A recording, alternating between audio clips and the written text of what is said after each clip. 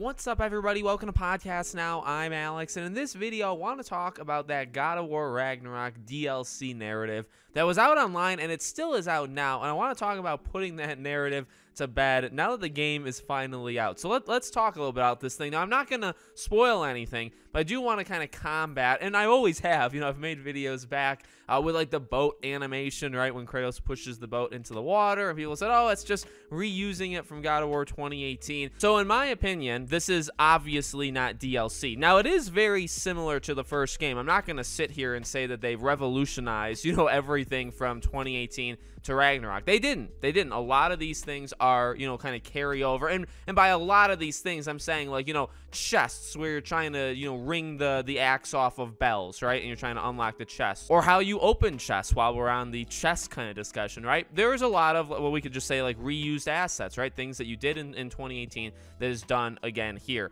In my opinion, that's not a big deal whatsoever. This is from top to bottom a new game. It's very long, it's very big, it tells a brand new story that's continuing, what happened before. And like I said, so they said it before, part 1, part 2. I think I don't know if it was Corey or somebody else there had mentioned once that they kind of see this as something that down the line, after we all finish Ragnarok, you'd be able to play 1 and 2, or 2018 and Ragnarok. You'd be able to play them kind of back to back, and would just go on this very long journey with these characters. And I really feel that now I have the added benefit, and I think other people do as well, because I just replayed 2018 about a month ago. So a lot of things do feel very, very familiar to me in a good way, where I'm almost doing what they kind of pitched, where I played that and then I kind of walk myself into playing Ragnarok. And I think that it works really, really well. I talked about how this game's, in the first 2 hours, now I've played, the time of recording this, I've played 8.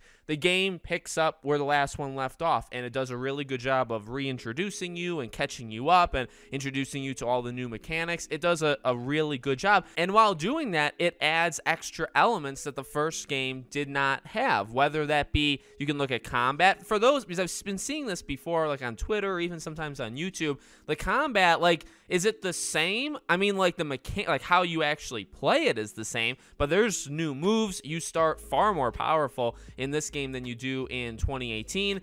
When you continue to upgrade these weapons and the runic attacks and all that stuff, it really is kind of different. The enemy variety is much, much better. The bosses, whether it be mini bosses or just bosses in the game, but they are very, very good. The locations allow you to kind of move around. I know that was a thing mentioned in the Game Informer video before the game came out, that you're going to be able to kind of use almost, not platforming, but you'll be able to kind of jump up and then jump down, and enemies will be attacking you from this side and then that side. I noticed that. I think a lot of people can notice that. I don't know if they kind of took that from like a Last of Us kind of playbook, right? Last was part 2. Just had more going on with, enemies were on second floors of a house, or you could crawl under a car. And obviously this is a little bit different than that. But you can see, in my opinion, you can see that added depth, because they throw a couple different enemy variations at you. They're from different, areas, so you can kind of figure out how you want to handle the situation. And why am I saying all this? Because it's new.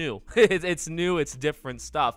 Now, do I even have to talk about, right, the story, the characters? Like, this is a gigantic, and like I said, I'm only 8 hours in. It's a gigantic game, from whether it be side things that you can do in the game, side quests, just going down like a little branch in the road and you end up finding a mini boss, right? From doing that to then the main story, which is quite, massive, plus some of the bigger events that happen in the main story without spoiling it. I hope we can put to bed that DLC talk, but I still see it. Well, even, and I don't want to mention this too much because obviously of the situations revolving it, but I love controversy. So that IGN, the IGN reviewer that's getting, certain things sent to him because he gave the game a 6 out of 10. Now that's awful, and it really does give gamers, I think, a really bad reputation when people do that. So hopefully those that have done that have knocked it off.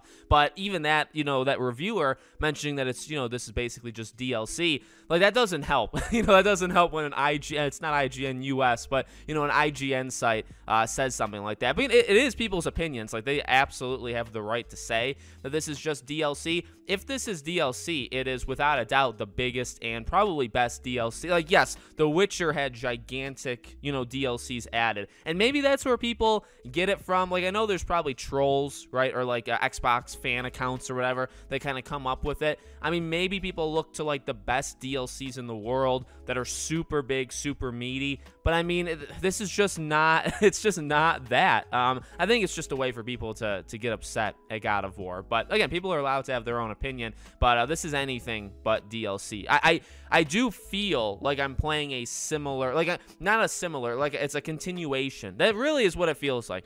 And maybe that's why, that's another reason why maybe people call it downloadable content, is you're adding more stuff to the game that you already had. I mean, in a sense, but not, I mean, like, you know what I mean? Like, maybe I can understand that line of thinking, but it does feel like you pick up the controller, you play 2018, you put it down, you pick it up, and you're playing a natural kind of evolution, like the next thing of that. And I think that works because if it does feel similar, and it is supposed to feel similar because it's all part of the same story. I don't know, like, could you even argue God of War 2 to God of War 3? Like, God of War 3 is so over the top and epic that's maybe a little unfair, but like, games are similar to each other. I don't know, like Forbidden West is pretty close to Zero Dawn in terms of, similarities, but it's still, it's a new game, and it doesn't deserve to be called DLC. So I don't know. I do think the large majority of people that call this DLC are like Xbox fan, which, by the way, it's not like a jab at Xbox. There are awful fanboys on both sides that I despise, and I don't know why I keep seeing it on my Twitter account when I never follow these people. But no, I mean, that stuff is all just garbage in the first place. It's just people that look to pick a fight. But if there are actual people that think it, that aren't, trying to be fanboys, that's okay, and I just don't agree with it. I really think this is a game that stands alone, and a game that works as a part 2 to a part 1. And really, it does a part, like The Last of Us being renaming the first game to part 1 and then doing the remake to then make part 2. Like, the remake, I guess, helps because now part 1 and part 2 are more similar, but not really. God of War, I think, is one of the better, like, 2-part acts that you could do in a game, and that was the plan, so I'm going to give them credit for that. So let me know what you guys think in the comments. Make sure you guys are subscribed, bell icon turned on so you guys know when all these videos go up. If you want to follow or support me anywhere else, all my social media is in the description below. Thank you guys for watching, and I'll see you all on the next one.